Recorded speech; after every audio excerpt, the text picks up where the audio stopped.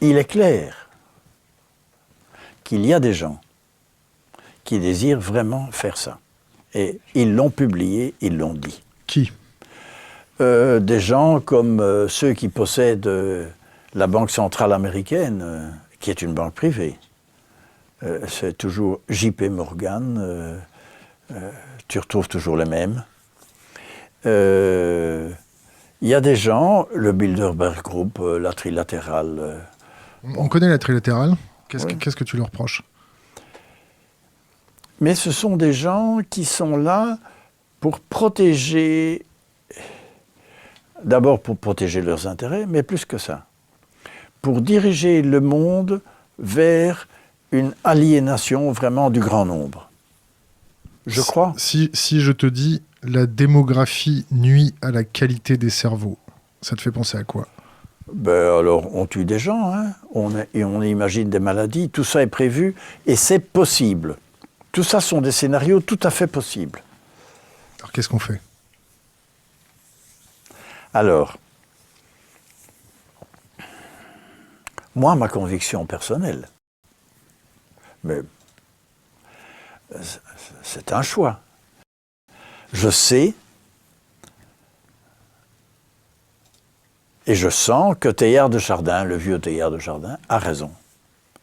Et il a dit, attention, les petits copains, au début du XXIe siècle, vous allez voir, l'humanité va être confrontée à une série d'une vingtaine de problèmes inextricables, insolubles et connectés les uns avec les autres. Ma che facciamo? Qu'est-ce qu'on fait? Et à ce moment-là, dit-il, comme dit Einstein, on ne résout pas les problèmes au même niveau auquel on les a posés. Donc il faut s'élever. Et il dit, voilà, c'est évident que nous allons passer dans la noosphère. Et moi, je suis convaincu, je le sens, que nous y sommes déjà. Il faut que tu explicites la noosphère. Cette noosphère, pour Teilhard, ça vient de nous.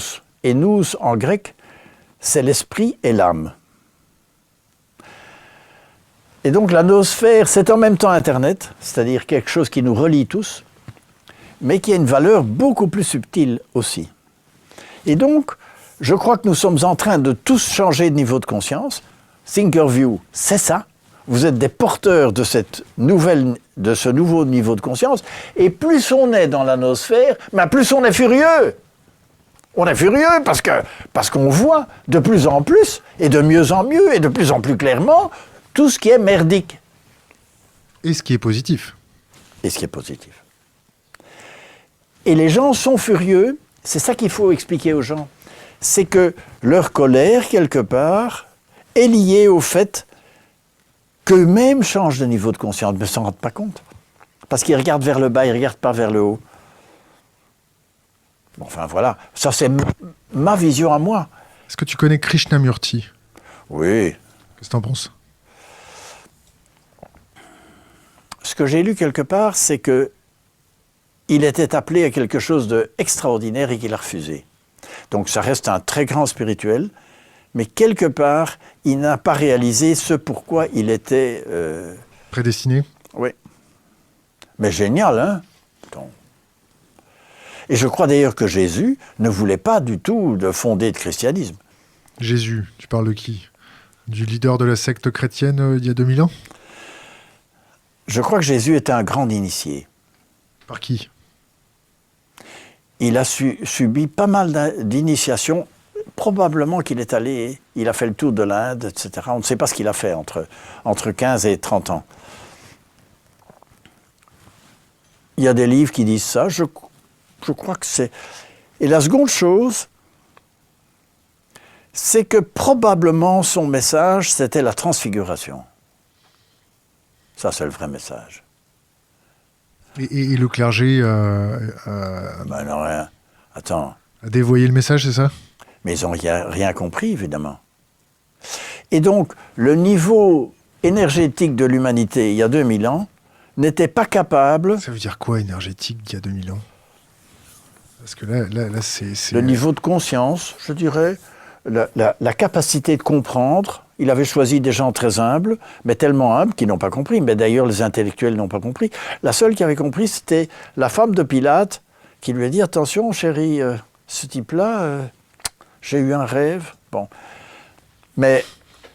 Ça va mal terminer, hein. Ça a mal terminé. Qu'est-ce que vous pensez de Saül? Saül, qui a fait Saint-Paul. tomber le temple, là. Oui, je sais pas. Mais la chose la plus intéressante dans l'Évangile, c'est quand même la transfiguration. C'est-à-dire la transformation des cellules du corps et de l'ADN des cellules du corps. C'est ça que Jésus a probablement fait. C'est-à-dire qu'il faisait déjà de l'épigénétique avant tout le monde? Oui, tout à fait. L'épigénétique étant très bas niveau, un début de commencement d'explication de ce qui est en train de se passer. On revient sur l'Europe, Oui. parce que là on dévie un peu. C'est intéressant aussi. Hein. Non, mais on va y revenir, il n'y a pas de problème. C'est l'avantage de notre format. Est-ce que l'Europe a été fondée sous influence américaine pour faire un débouché pour le marché américain? Alors, Est-ce que l'Europe est gangrénée, vérolée, infiltrée par des éléments extérieurs américains pour influencer les décisions de l'Europe? du temps de Delors, non. Maintenant, oui. Mais, il faut lire les mémoires de Monnet. Les mémoires de Monnet expliquent ceci. En 1949, les Anglais sont allés au département d'État. Et moi, je le sais par Harlan Cleveland, qui était en train de préparer le plan Marshall. Il était responsable du plan Marshall pour l'Europe. Enfin, juste. Bon. Et le type me dit, Harlan Cleveland, on a reçu les English d'abord, qui nous ont dit Commonwealth, Commonwealth, Commonwealth, marché, marché, marché. Et puis, la semaine suivante, on a reçu Monnet et Schuman, et on s'est dit, it's better. It's better.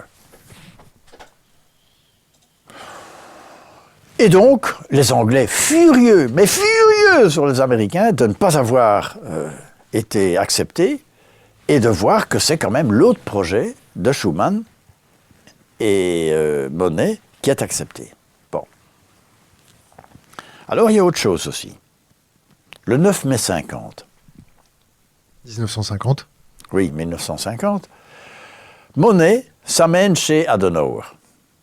Et Adenauer le laisse parler pendant 1 heure, et puis lui dit « Monsieur Monnet, je vous attendais depuis plusieurs années. Je suis intéressé par ce que vous dites, mais je vais vérifier que votre gouvernement vous soutient. Si c'est vrai, vous pouvez compter sur moi jusqu'à la fin de ma vie. Je vous trouverai des Allemands de très haute qualité pour travailler au niveau européen. » Et Monnet, qui est un athée de bon ton, dit « Cette journée fut magique, je dirais presque spirituelle. Point. » Il a touché un chèque? Non. Non, il vendait du cognac, il s'en foutait. L'Europe de maintenant, Maastricht, qu'est-ce qu'on en pense? Alors, Ça a été un petit peu passé. l'Europe qu'on en force, avait non? pensée avec Jacques Delors était de centre-gauche. Elle est devenue ultra libérale. C'est-à-dire qu'elle ne satisfait plus que quelques multinationales. Et encore. Et donc, c'est tout faux. Tout ce qu'ils font pour le moment est faux. Sur les semences, ils se sont trompés. Sur Monsanto, ils se sont trompés. TAFTA. Tout est faux. CETA. Mais, qui a écrit les traités, c'est quand même nous, il y a 20 ans. L'article 50, ça vous parle? Il y a bien pire, l'article 123. Ça dit? L'article 123 est le pire des articles qu'on ait jamais écrits. Ça interdit aux banques centrales de faire de l'argent. Et ça oblige les banques centrales de demander aux banques de faire de l'argent pour eux et puis de le prêter à la banque centrale avec un intérêt. Et donc toute la crise de la dette est produite sciemment par l'article 123. C'est toi qui as écrit ça? Et ça a été écrit, ça s'appelle... C'est toi qui as écrit ça? Non, c'est pas moi qui ai écrit l'article Ça va, je suis 123. rassuré. Mais c'est probablement J.P. Morgan et quelques-uns, toujours les mêmes. C'est C'est... asservir les peuples par la dette? Oui, Pourquoi personne ne le dit? je sais pas. Parce que quand tu le dis, les gens ne publient pas. Tu vois, si je vais dans le journal Le Monde, qui l'a dit? C'est Rocard avant de mourir. Et puis il est mort. Son dernier vidéo, tu vas voir sur YouTube, le dernier vidéo de Rocard, il explique ça. C'est Puis il est beau, mort. c'est beau quand même. Oui, c'est pas mal. Pourquoi il faut attendre que les vieux soient vieux pour qu'ils commencent à l'ouvrir? Bon, nous l'avons dit dans le rapport du Club de Rome au Parlement européen. En quelle C'est année? marqué, qui s'appelle en français « Non à la toute-puissance des banques ». Un tout petit sous-titre « Rapport du Parlement européen, du Club de Rome au Parlement européen sur la monnaie ». C'était quelle année?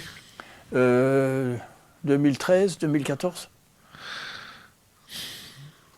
Tu sais ce que ça veut dire? Si on a servi les peuples par la dette. C'est-à-dire qu'ils vont toujours courir pour pouvoir rembourser, et Alors, c'est une concentration de pouvoir extraordinaire. ce qu'on a fait avec la Grèce, tout faux. Parce que Delors, du temps de Delors, quand les Espagnols sont entrés, les Portugais et les Grecs, on a dit « Ah, ils ont des dettes énormes ». Très bien, très bien. Et Delors a dit « We give money ». Nous donnons de l'argent, nous ne prêtons pas. Pourquoi? Quand tu vois la gestion du franc français à Bercy, chaque année, on fait les comptes. L'Ardèche est en dessous de zéro. La Drôme est en dessous de zéro. Bon, La Corse est en dessous la de zéro. Corse et la Zambèze, la Corrèze. Bon, que fait Bercy? Ben, elle les met à zéro. Et l'empreinte pour eux, sur les marchés. Oui, tout à fait. Mais à 1%. 0,5.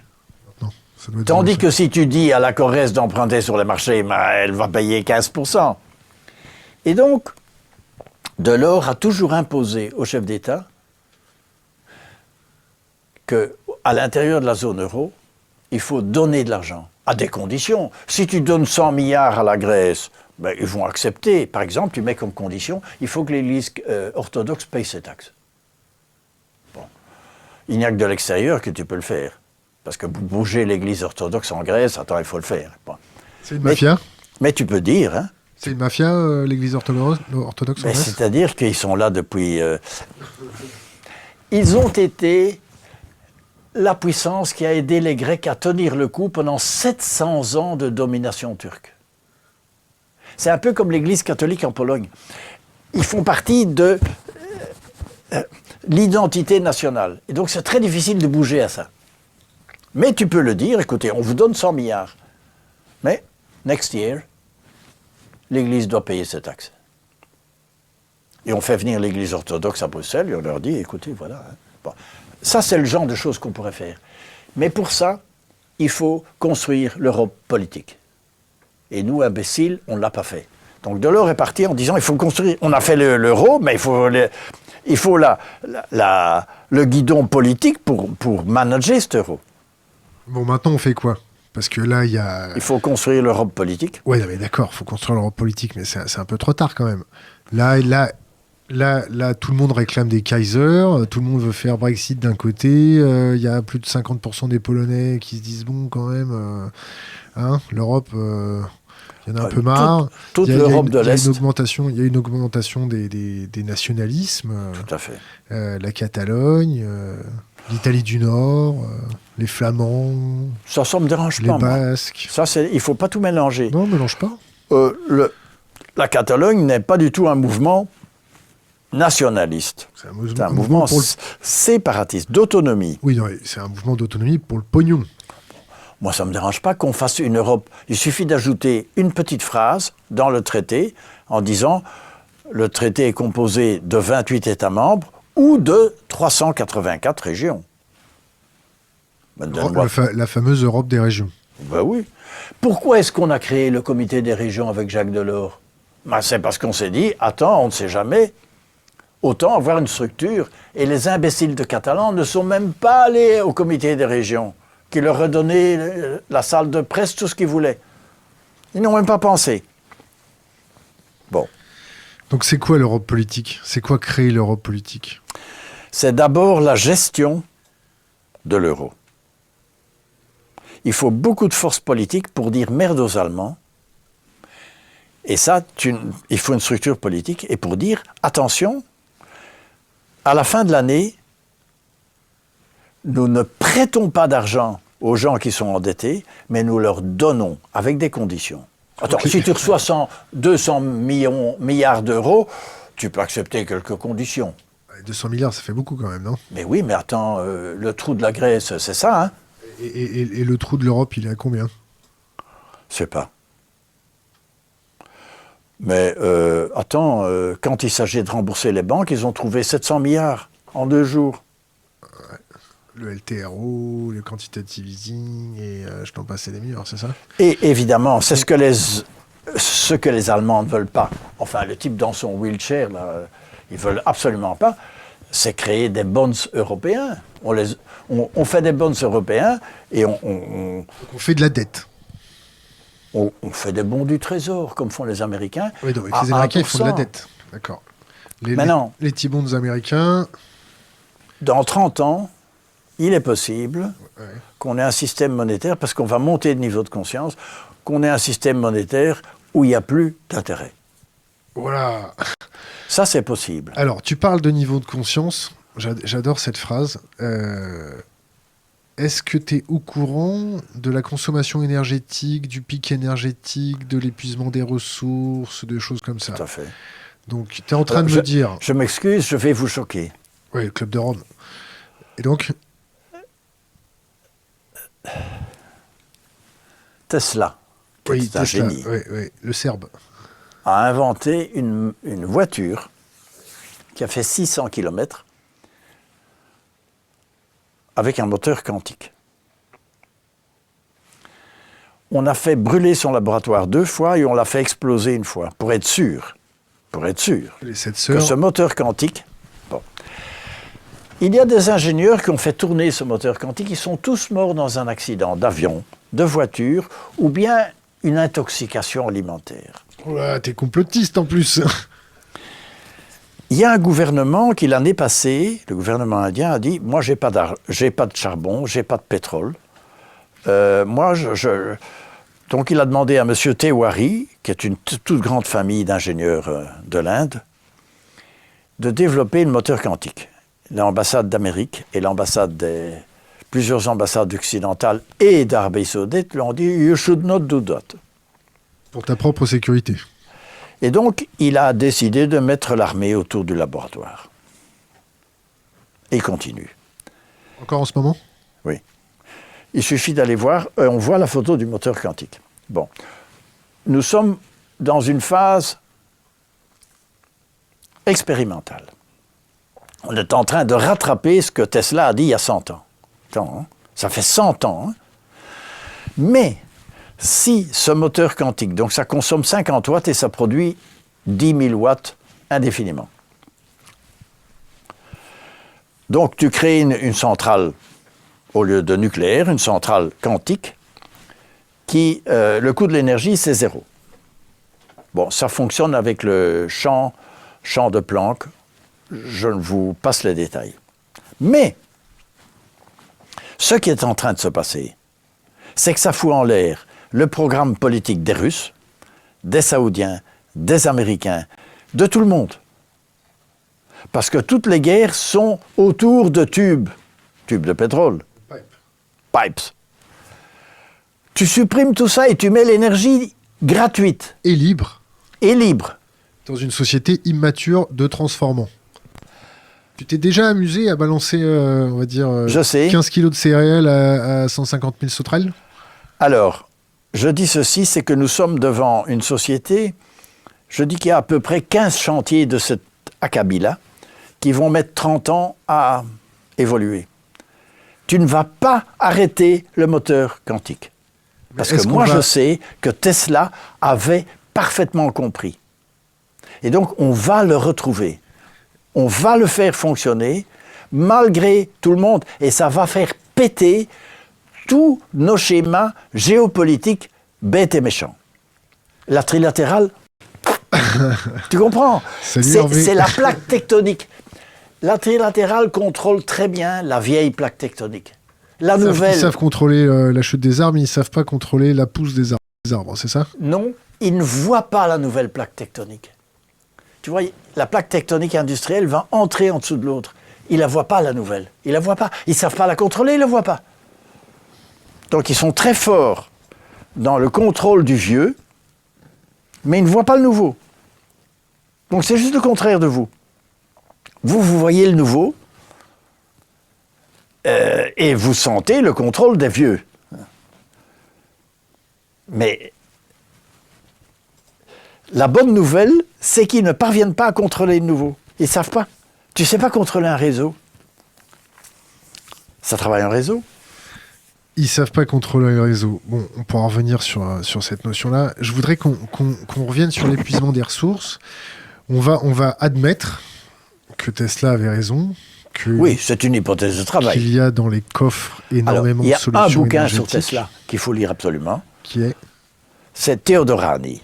Alors Theodorani est un génie qui est professeur à l'Università di Bologna, mal vu, parce que fou. C'est un surdoué. Et donc son bouquin sur Tesla et sur David Bohm, c'est génial, absolument génial.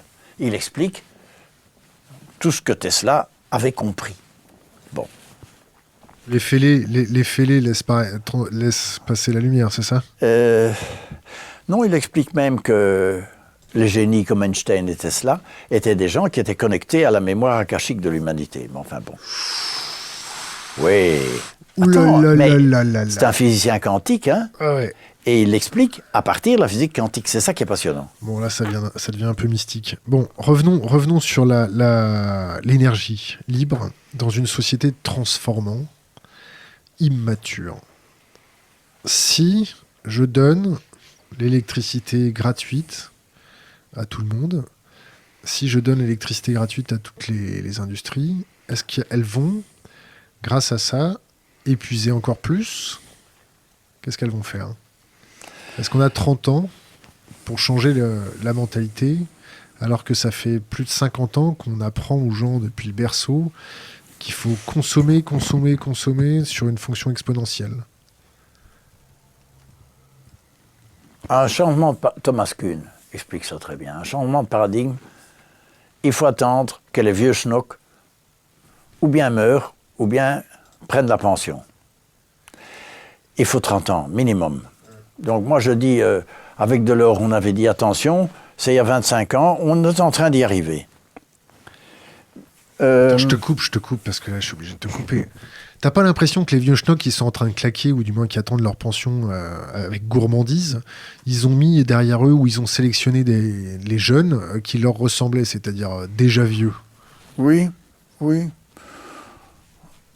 Mais Thomas Kuhn explique très bien que quand tu arrives avec un Einstein, qui arrive avec la relativité restreinte d'abord, et puis générale, et pour finir, on a tellement pressé sur le pauvre Einstein qu'il a désavoué sa relativité générale, mais il avait raison. Bon. Thomas Kuhn dit qu'il y a 4 stades. D'abord, on t'ignore, et puis on te critique en disant que tu es irrelevant. En plus, parfois, on te fait des menaces de mort. Et le 4e stade, on dit, mais we always said that. Et donc, ce type qui a écrit, c'est rien du tout. Bon. Nous sommes au stade 2, 3. Hein. Mais, ce n'est pas un simple petit changement de paradigme. C'est beaucoup plus. Willis Harman explique qu'on change de métaphysique. Alors maintenant, vous tenez bien à votre fauteuil. Allez, accrochez-vous les gars. Accrochez-vous. Il dit ceci. À la Renaissance, c'était un changement de vision, Copernic. C'est pas la Terre qui est au centre, c'est le Soleil. C'est la Terre qui tourne autour du Soleil. Attends. Héliocentré. C'était le contraire de tout ce que disait l'Église, les astronomes, enfin tout le monde. Bon, c'était un fou ce Copernic. La vision change et la technologie change. Il y a Gutenberg qui imprime la Bible. Attends, ça change tout. Donc c'était la vision et l'outil. Et aujourd'hui, il dit ceci, la vision, ce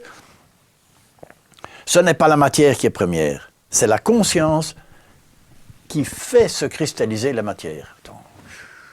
Ça, c'est ce que dit Willis Harman. Et l'outil, c'est le web open source. Et il dit, ces deux choses-là vont changer le 21e siècle. Nous sommes en pleine Renaissance, mais le début de la Renaissance, ça tape dur, hein. Galilée, attends, il a senti le vent du boulet, et maintenant, on sent le vent du boulet. Mais Galilée, il a gagné. Et donc, c'est exactement, nous sommes au début d'une Renaissance, mais une Renaissance, parce que dire que la conscience est plus importante que la matière, il faut le faire, hein. Tu dis ça dans une université, on te donne 0 sur 20, parce qu'on ne peut pas te brûler, évidemment. Aujourd'hui, on ne brûle plus, mais si on pouvait, on le ferait. Bon, parle-moi un peu de ton bouquin, là, avec les crapauds. Les crapauds, ce sont les hackers du futur. C'est tous des jeunes.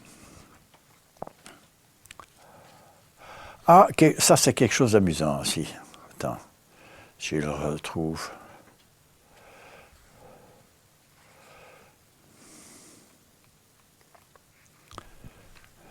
T'as pas mis de notes? Ah, voilà. Il y a une courbe de Gauss. Les crapauds fous sont les gens qui sont tout au début de fous, qui pensent tout à fait autrement. Et puis petit à petit, la courbe monte et tout le monde commence à dire « mais oui, mais oui, mais oui ». Et puis il y a les early adopters et puis les types qui tout à la fin finissent par comprendre.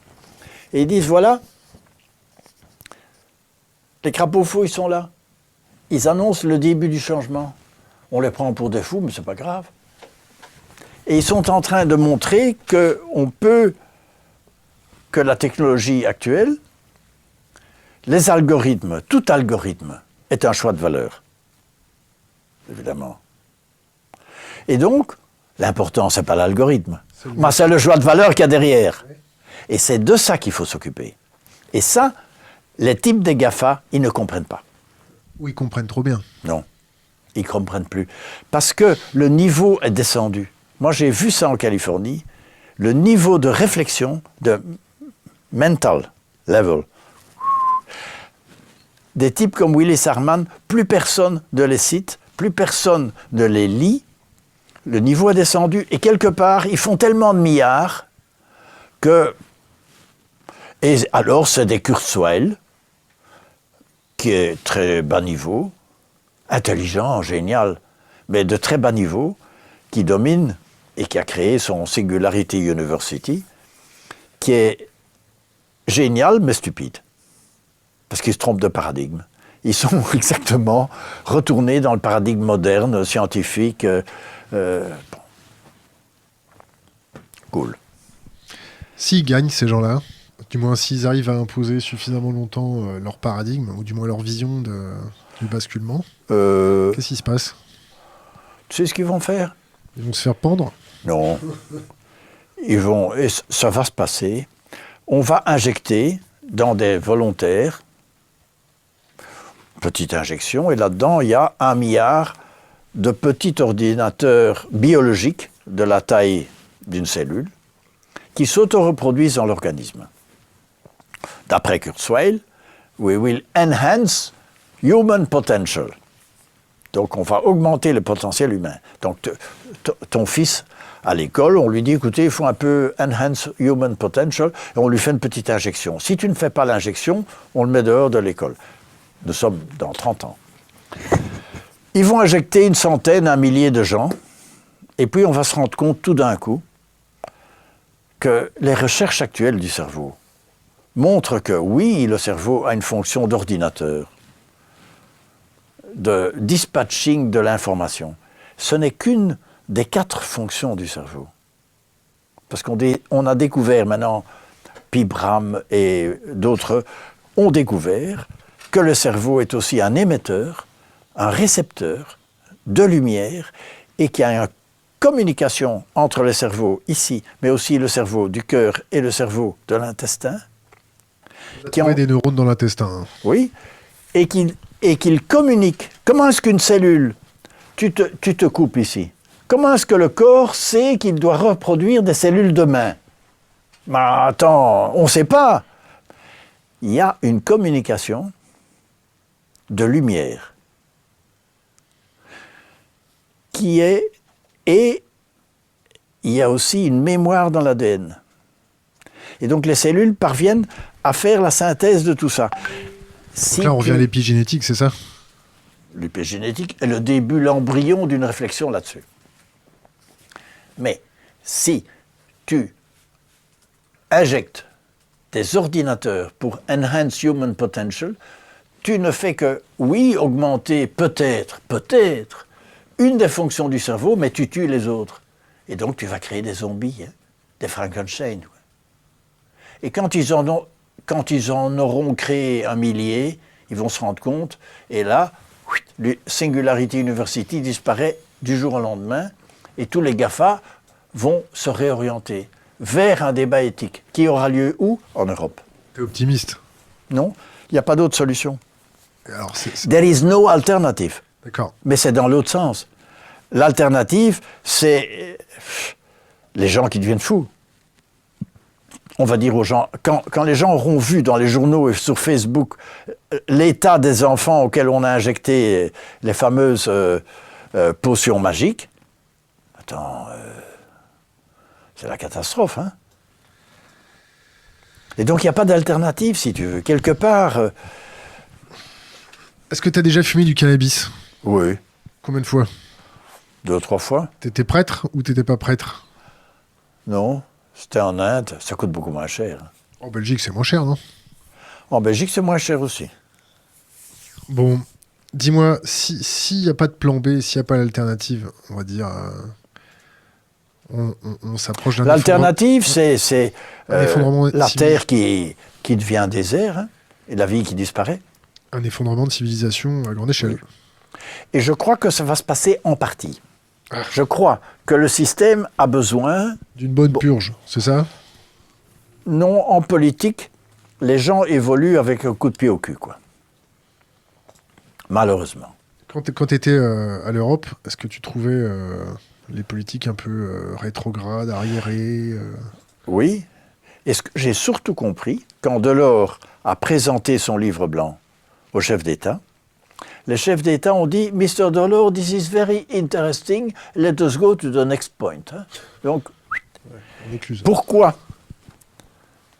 Parce qu'il est très difficile, extrêmement difficile, en politique de vendre le changement. Alors tu peux pas te faire réélire. Alors le premier politicien qui dit la vérité, c'est quoi? La vérité, c'est qu'il n'y a plus de jobs industriels, il y en aura de moins en moins. Le dernier rapport d'Obama, qu'on a tenu secret, montre que dans les low-wage jobs, 74% vont disparaître. 74. Et dans les middle-wage jobs, c'est 34%. Et les high-paid jobs, c'est 4% qui va disparaître. Alors, attends. Le high-paid job, qu'est-ce que tu entends par high-paid job? Au-dessus de $40 l'heure. C'est high-paid job au-dessus de $40 de l'heure? C'est ce que dit le rapport. Donc les $20 l'heure, $30 l'heure, $40. Au-dessus de $40, no problem. Entre 20 et 30, c'est 35% de jobs qui s'en vont. Et dans les low paid, en dessous de $20, c'est 75% qui s'en vont. Ça fait beaucoup quand même. Ça fait beaucoup. 75, c'est 75%. Et ça, il n'y a aucun politicien qui a les couilles pour le dire. Parce que le premier, si tu dis la vérité, mais tu ne vas pas être élu. Tu auras une statue sur la place, mais ta vie politique, elle est finie. Donc on fait quoi, nous on fait les crapauds fous? On fait les crapauds fous. Allez, continue. Parle-moi de ton livre. Alors, il montre qu'il y a trois dangers d'explosion, mais je ne sais plus lesquels. Je sais qu'un des trois, c'est le big data, mais les autres, je ne sais plus. Tu t'en rappelles plus? Non. C'est toi qui as écrit le bouquin, tu m'as dit? Non. Moi, j'étais dans les Crapauds Fous. On a été invités dans un endroit merveilleux près de Marseille. On a passé 3-4 jours à discuter, à échanger, etc. Et puis, tout le monde a noté. Et alors, il y a autour de Tangiem, là, il y a une petite équipe qui a écrit le bouquin. Voilà. C'est absolument passionnant. Ton deuxième bouquin que je vois par terre, c'est quoi? Ça, c'est mon bouquin. Alors, ça s'appelle « Surgissement d'un nouveau monde ». Vous pouvez aller sur mon site qui est marcleugs.be. À gauche, c'est gratuit.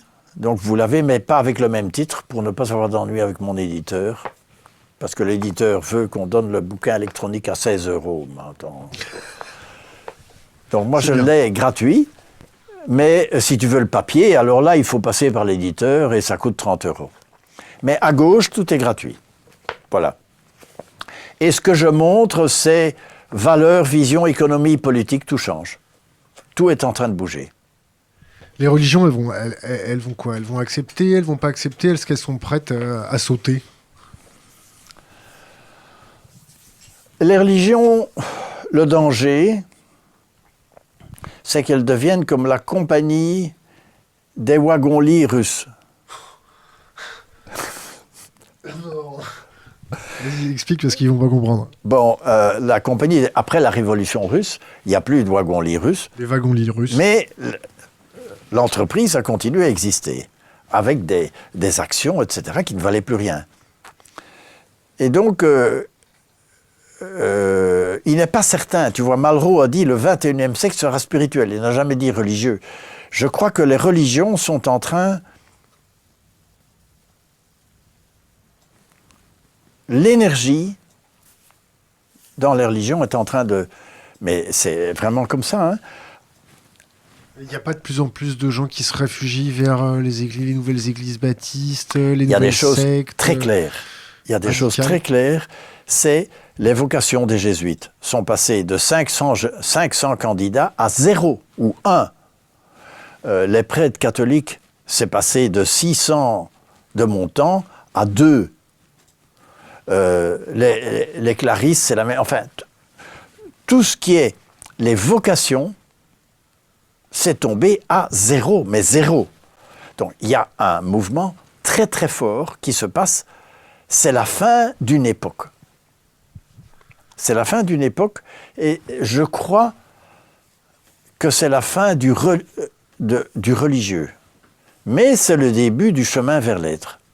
Qu'est-ce que tu penses du terrorisme? C'est une secte. Comme il y a des sectes fondamentalistes juives. Chrétiennes? Ben attends, les types qui colonisent les territoires palestiniens, c'est des fondamentalistes juifs. Qu'est-ce que tu en penses de ça? Ben c'est dégueulasse. C'est dégueulasse.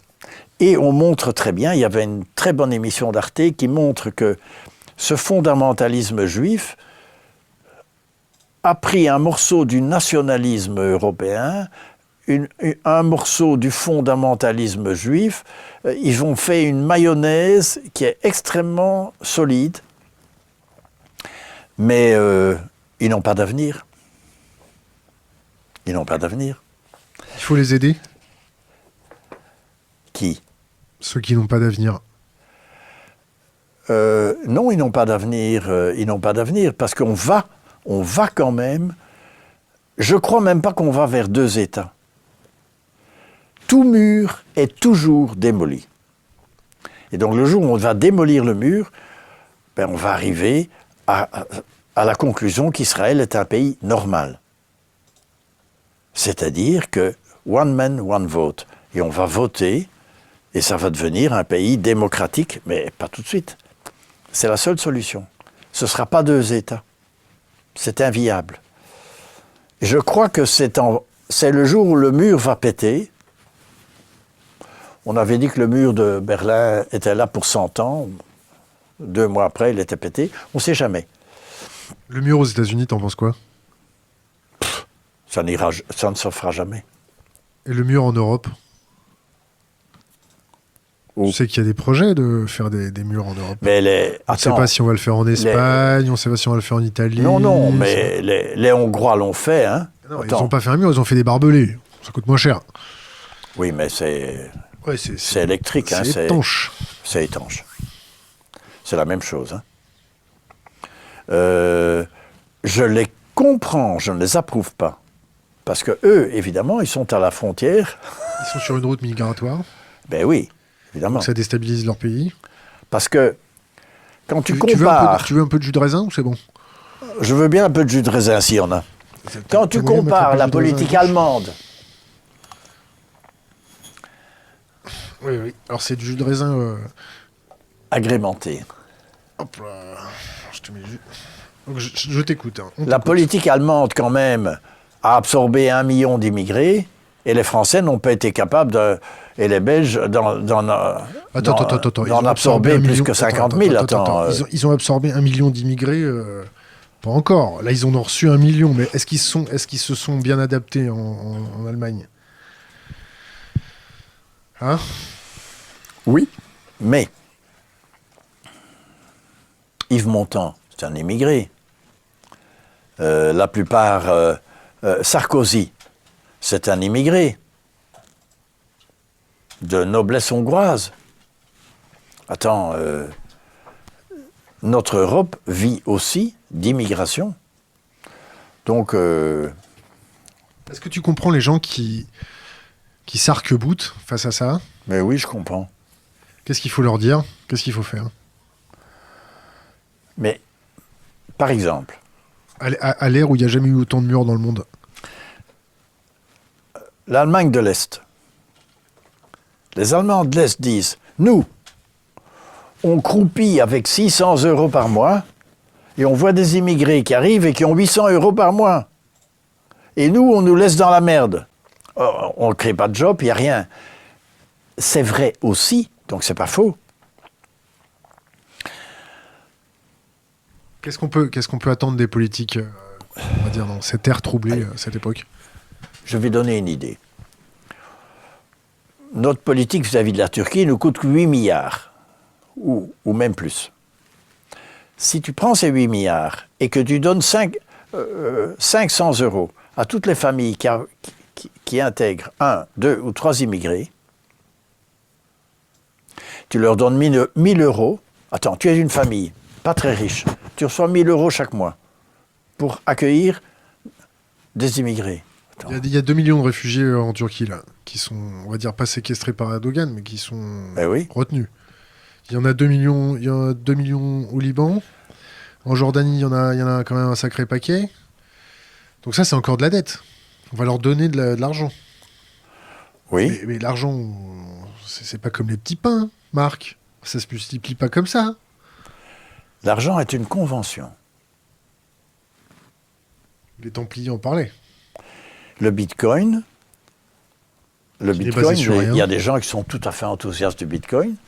Je dis que le Bitcoin est une création électronique de monnaie, mais sans aucune garantie. C'est-à-dire que la monnaie, c'est une convention entre toi, citoyen, et moi, banque centrale, qui dit « je certifie que cette monnaie est repayable en or, éventuellement. » C'est fini, ça. Oui, mais enfin, je garantis, moi, banque centrale, que cette monnaie n'est pas... Du vent. Du vent. Même si toutes les banques centrales, elles font que du vent, là. Les problèmes monétaires, il y a très peu de gens qui les comprennent. Ça tombe bien, tu es à la bonne place pour les comprendre, là. Maintenant, je vous donne juste une idée. Le plus grand spécialiste sur les questions monétaires, c'est Bernard Lietard, mon copain. Dans un livre de recherche qu'il fait, il montre que le problème sont les axiomes de base de la monnaie. Nous avons créé une monnaie rare. Or, on peut très bien créer une monnaie abondante. C'est l'avantage des monnaies alternatives, c'est qu'elles sont abondantes, elles sont créées par les citoyens. Mais elles sont basées sur rien. Oui, mais la monnaie de l'Amérique est basée sur rien aussi. Exact. C'est une convention symbolique, la monnaie. C'est depuis 72, oui, c'est plus baqué sur l'or, c'est ça? Depuis 72, quand? oui, 72. je crois. Alors, question d'Internet. Il parle de la fin des religions en se basant uniquement sur la religion catholique. Qu'en est-il de l'islam et du judaïsme? Qui parle de qui? Quoi? Donc toi, Marc, tu dis que la fin des religions en se basant uniquement sur la religion catholique. Qu'en est-il de l'islam et du judaïsme? C'est une question d'Internet formulée par qui? Alors, on a fait un congrès à la Commission européenne. C'est sûr que tu as le temps, hein, parce que là, il est déjà 19h24. Hein. Moi, j'ai le temps, oui. Sûr? Oui. Bon. Si je pars à 8h, tranquille. T'es sûr de ton coup? Oui. Mais oui, j'ai 8h25. Bon, bah, d'accord. Allez, 8h moins 10. D'accord. Allez, continue alors. Nous avons fait un colloque sur le changement de civilisation et les religions. Governance and Religion. Nous avons invité le plus grand spécialiste de l'islam au monde, qui est conseiller de tous les grands gouvernements, et il habite Londres. Tariq Ramadan? Non. À un autre niveau. Je ne sais plus son nom. Et lui nous a dit, finalement des Occidentaux qui comprennent la mutation. Eh bien, dans l'islam, on est 1 milliard, il y en a 200 000 qui sont dans cette mutation, comme chez vous. À peu près le même nombre. On a quelques barbus emmerdants, guerroyants, etc. Mais ce n'est pas la grosse majorité. Et donc, je crois que le même mouvement de recherche spirituelle, on retrouve ça dans le soufisme européen, c'est une recherche de plus en plus spirituelle, de plus en plus de transformation personnelle, et qui est, à mon avis, moins religieuse. Il me semble percevoir que Malraux avait raison. Donc le 21e siècle sera spirituel ou ne sera pas. Mais... C'est ce que ça veut dire, ne sera pas. Oui. Ça veut dire que ça va être c'est le collapse boucherie. de l'humanité. C'est ça, c'est une boucherie sociale, tout le monde, c'est chacun pour soi et Dieu pour tous. Oui, ou bien, tu sais, on peut avoir un cataclysme comme il y a eu pour la fin des dinosaures et 3/4 de l'humanité disparaissent en une journée. Hein. C'est possible. Bon. Tout ça est possible. Qu'est-ce que tu penses du journalisme? Des journalismes? Est-ce que les journalistes font correctement leur travail pour informer la population de tous ces enjeux? Si tu lis, une chose que j'aime bien, c'est GEAB. Ah, le think tank GEAB de Franck Bianchiri, qui est décédé il y a... Bon, je me rappelle plus. Il y a 4 ans. J'avais beaucoup discuté avec lui sur la Syrie quand il était en train de se battre. Continue.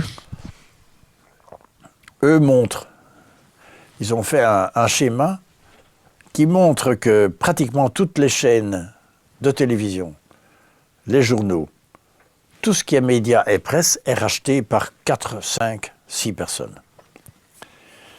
Et donc tout est jugulé. Là, la trilatérale marche à fond. Ils ont jugulé complètement les médias. Et donc, par exemple, ils ont décidé qu'on ne parlait pas des BRICS.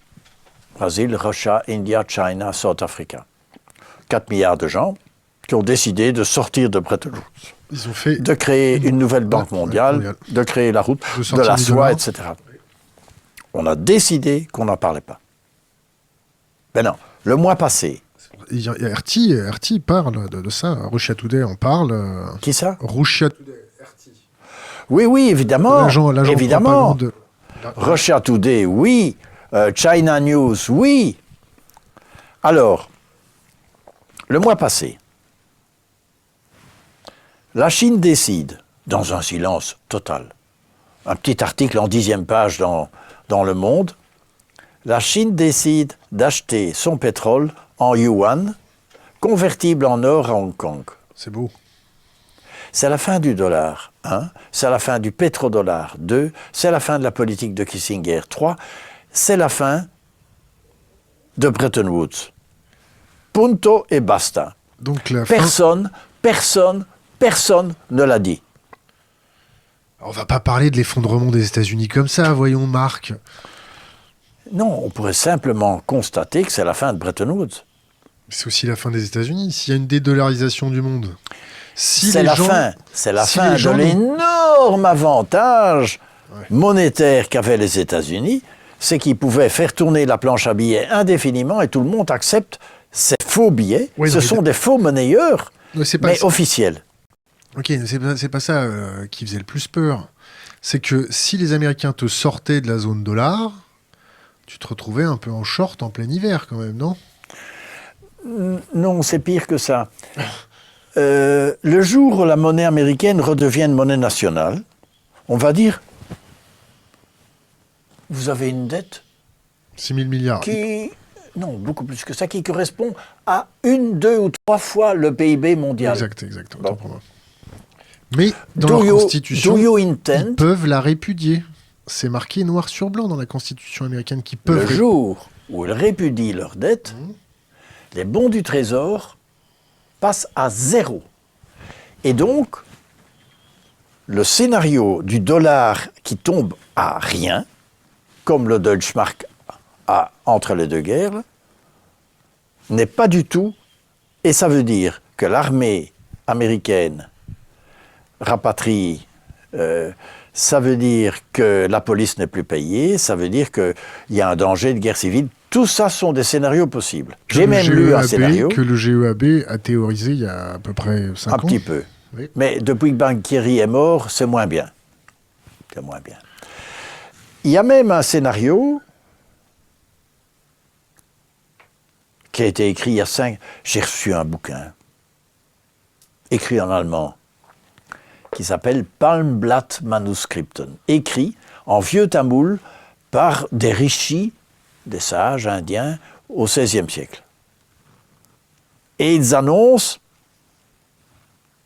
d'abord qu'un des grands monuments symboliques de la plus grande puissance du monde vont être attaqués par des objets volants. Oula. Je t'avais dit de ne pas reprendre du jus de raisin quand même. Hein.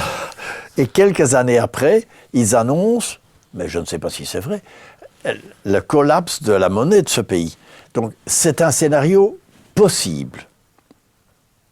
Et là, l'euro ne va pas suivre. L'euro va souffrir. T'es en train de me dire qu'on va se faire attaquer par des petits hommes verts qui viennent de l'espace, là? Non. Je crois qu'il y a de la vie dans l'espace, mais je n'en sais pas plus. Le Vatican, il a une cellule de prospective sur ça? Non. L'Europe, ils en parlaient un peu de ton époque? Au Vatican? Non. Est-ce que toi, l'Europe, quand tu bossais à l'Europe, est-ce qu'il y avait dans la cellule de prospective des plans au cas où, si on était contacté ou visité un peu plus officiellement? Impossible. J'étais le plus ouvert, mais non, ça n'a jamais passé là. Tout ce qui est UFO, etc., soucoupe volante, non. Ça n'a... Bon. Ils sont très fermés d'esprit quand même, non? Moi, je crois, évidemment, qu'il y a de la vie dans les autres planètes et que ces gens vivent à des niveaux énergétiques complètement différents. C'est pour ça que les soucoupes volantes apparaissent et disparaissent, parce que ce sont des phénomènes énergétiques que nous ne pouvons pas comprendre avec notre physique nucléaire, newtonienne actuelle. Notre niveau de science est beaucoup trop bas.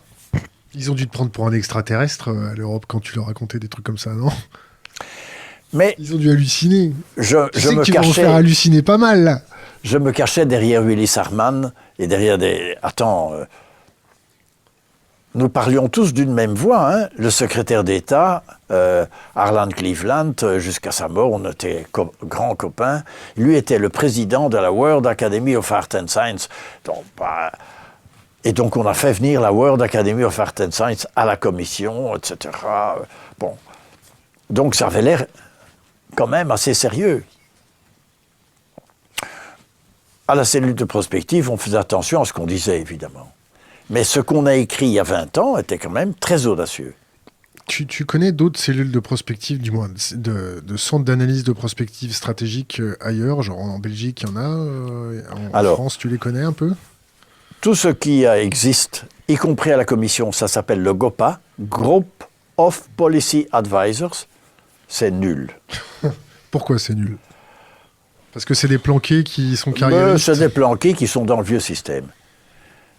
Et qui sont, à la limite, ils sont d'accord avec la trilatérale. Il n'y a pas d'innovation. Nous étions les seuls.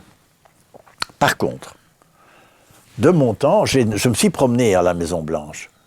J'ai été parler au groupe des Policy Advisors. Et j'en ai découvert 2 sur les 12 ou les 15 qui étaient ouverts, qui étaient mal vus par les autres. Ils sont encore vivants? Oui, oui. Mais ils sont pensionnés. Hein. Alors, je suis allé en Chine et j'ai découvert que Madame Jin Zhuing, qui a écrit le Science and Policy for China, ce sont des gens qui changent complètement de paradigme, mais qui sont minoritaires. Qu'est-ce qui se passe? Non, il y a mes 2 collègues qui font les cons à côté. Bon, passons. Non, mais si vous avez des questions, dites-le. Hein. Ah non. Donc, allez, j'en ai une. Est-ce qu'il connaît Nassim Haramein? Mais oui, évidemment. Et sa théorie du champ unifié? Oui, ce sont des génies, ça. Il y a Nassim Haramein et il y a Idriss Aberkan sur l'économie immatérielle. On va le recevoir. Idriss, il faut que tu répondes à notre mail. Continue. C'est absolument génial. Hein. Ce sont des surdoués qui ont tout compris. Ils ont compris quoi? Non seulement ils ont compris le changement de paradigme, les uns dans l'économie, les autres dans beaucoup plus large la physique quantique, mais ils ont continué la recherche et ils ont le génie de pouvoir bien expliquer. Ce sont des expliqueurs. Ou des beaux parleurs pour certains. Oui. Oui. Il y a toujours. Hein. Mais ça, c'est le changement de paradigme. Oui. C'est l'histoire des Alors, ce que je pense à la nouvelle génération, c'était ça ta question. Allez, raconte. Et puis, j'aimerais qu'on parle des enfants indigos après. La nouvelle génération, mais évidemment, vous avez raison, mais il ne faut pas trop le dire. Mais évidemment, vous avez raison. Évidemment. Et alors, moi je connais un type qui a lancé une association pour aider les enfants indigos dans toute la France. Comment il s'appelle? Moi je ne sais plus. Il est fort le jus de raisin. Hein. Écoute, j'ai son bouquin. Attends. Bon, ça va te revenir, t'inquiète. Attends, sur mon téléphone. Non, le téléphone, non, c'est pas possible. Mais, alors... Ça raconte quoi? Il y a un bouquin, il y a 2 bouquins. Il y a un bouquin français qui explique que face aux enfants surdoués, il y a 2 stratégies. Ou bien on dit que ce sont des gens qui dérangent l'école et l'université, et donc on va les droguer. Des turlupins. On va les...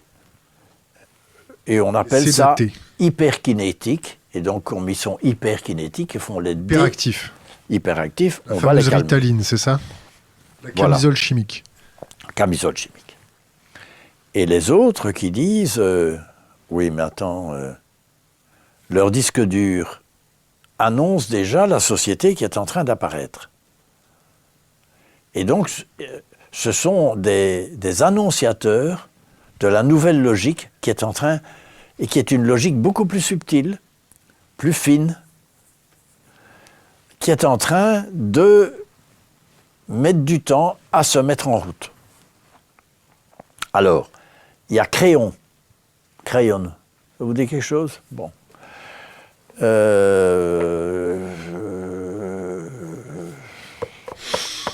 C'est un Américain qui canalise, et qui a écrit un bouquin qui a fait 100 000 exemplaires, un succès fou, qui est traduit en 17 langues, sur les enfants indigos, montrant aussi que dans l'évolution, lui, son point de vue, alors, il part des autres planètes tout le monde est en train de regarder, dans les autres planètes, ce qui se passe sur la Terre. Parce que l'évolution de la Terre intéresse tout le monde. Parce que la Terre... Tu connais le paradoxe de Fermi? Non. Je vais continuer ce que Vas-y, bien sûr. La Terre est en même temps très intéressante parce que c'est très concret, mais c'est des énergies très basses. D'autres planètes se situent à des énergies beaucoup plus hautes. Bon. Tu parles en termes de fréquence? Oui.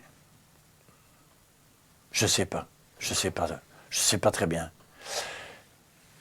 Et la transformation qui est en train de se passer est symbolique et importante, semble-t-il, pour l'ensemble de la galaxie et même l'ensemble du cosmos. Et donc les gens viennent voir. Il y a beaucoup de soucoupes volantes. Alors, il y a... Maintenant, on se tient, mais il y a Van Cauwelaert qui a écrit le dictionnaire de l'impossible. Je ne sais pas si vous avez déjà lu ça, mais ça, il faut lire. Alors, il explique ceci. On a pris des photos à Tchernobyl et à Fukushima, là. Bon.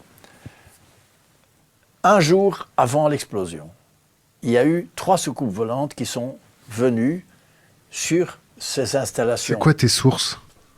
Ben justement, c'est c'est quoi ses sources à lui? Il était là-bas, sur place, c'est lui qui a fait les photos? Tu vas voir dans le bouquin. Je dis simplement ce qui a été expliqué. Et c'est un type assez crédible parce que justement, il fait des recoupements.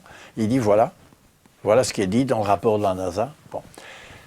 Il semble que les soucoupes volantes ont fait que l'explosion de Tchernobyl soit 10% de ce qu'elle aurait pu être.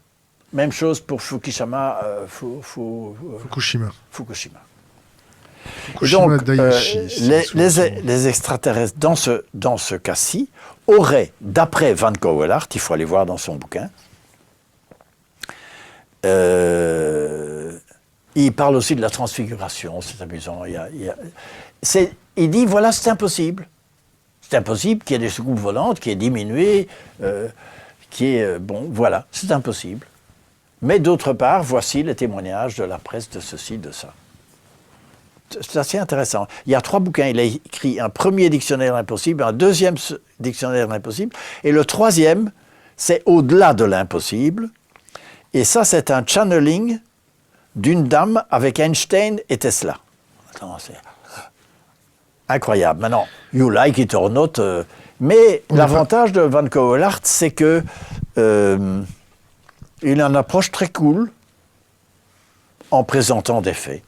Il nous reste 5 minutes. Je vais venir à la... Si, vas-y, pose ta question. Il nous reste... Il est à 42, ouais. Laisse-nous un conseil pour les jeunes générations. Une bouteille à la mer, qui sera impérissable et immortelle sur le net. Alors, ne vous laissez pas intimider par la trilatérale. Ou les autres. Ou les autres. On n'est pas intimidé par la trilatérale. Oui, mais quand même. Ne vous laissez pas intimider par tous ceux qui disent qu'il n'y a pas d'alternative. Nous sommes dedans, nous nageons dedans. 2. Il y a un bouquin qui s'appelle « L'intériorité citoyenne », écrit par Dansbourg, un Belge, qui dit ceci. Au XXIe siècle, on va se rendre compte dans les entreprises, dans les groupes, même les groupes alternatifs partout, que le gros problème des gens, c'est leur ombre violente. J'explique en 2 mots. Dans mon enfance, j'ai dû me protéger de certaines souffrances et je me suis fait des petites carapaces. Mais après 40 ans, ces carapaces m'emmerdent. Mais je n'en suis pas conscient. Et plus ces carapaces me font mal, plus je projette ma violence sur les autres. Que ce soit dans le métro, dans ma famille, dans la profession, etc. Et le chemin de l'être, un peu de méditation, etc., peut t'aider à prendre conscience petit à petit de cette violence que tu projettes sur les autres.